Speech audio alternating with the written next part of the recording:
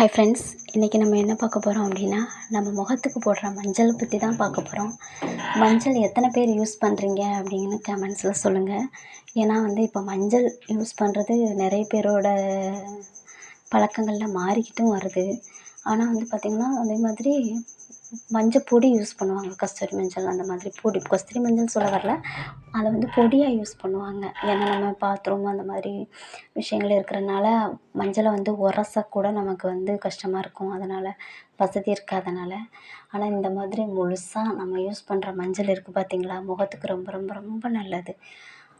இந்த மஞ்சளை எடுத்து நம்ம உரசி முகத்துக்கு போடும்போது முகப்பரு இதெல்லாம் சுத்தமாக போயிடுது. முகம் பொலிவாகவும் இருக்குது. ஃபுல்லாக அப்பி போட தேவையில்லை. நம்ம லைட்டாக யூஸ் பண்ணாலே போதும். நான் இந்த மஞ்சள் ரெகுலராக நான் யூஸ் பண்ணிக்கிட்டு இருக்கேன். ரொம்ப நல்லாவே இருக்கும். இப்படி மொத்தமாகவே நான் வாங்கி வச்சுக்கிருவேன்.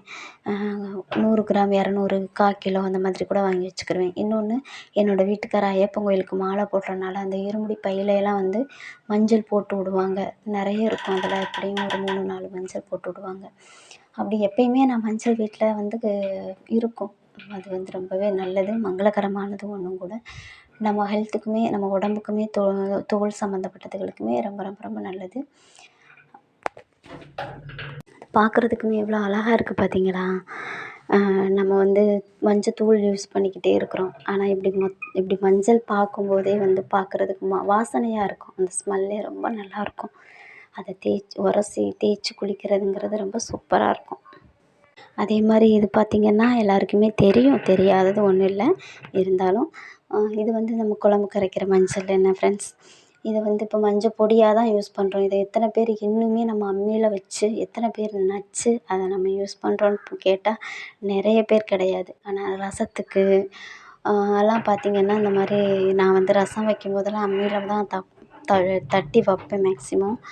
அப்போ பார்த்திங்கன்னா இந்த மஞ்சள் வச்சு நான் யூஸ் பண்ணுவேன். இன்னொன்று, ஏதாவது வெட்டுக்காயம் கிடையாது, ஏதாவது நம்ம அடிப்பட்ட காயம், அந்த மாதிரி காயங்களுக்கு அடிப்பட்ட ஊமக்காயங்கள்னு சொல்லுவாங்க.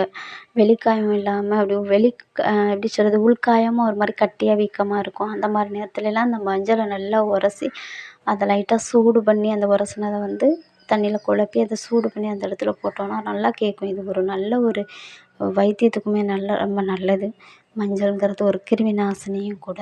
இதுவுமே எப்பயுமே நான் வீட்டில் வச்சுருப்பேன்.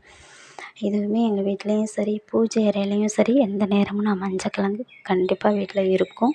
நீங்களும் அதே மாதிரி ட்ரை பண்ணி பாருங்கள்.